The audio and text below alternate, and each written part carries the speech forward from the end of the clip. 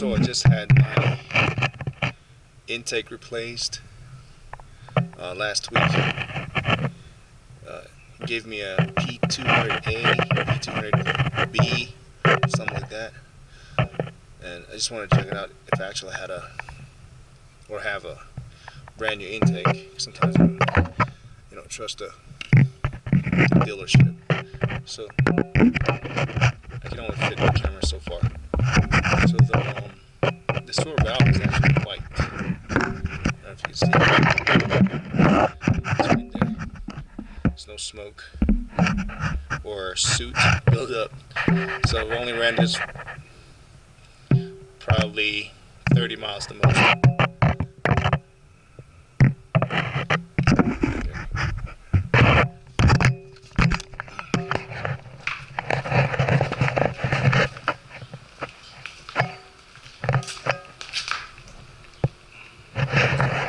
Diffuser. This is before the tune. I tuned it 2 months ago or 3 months ago, and I've ran it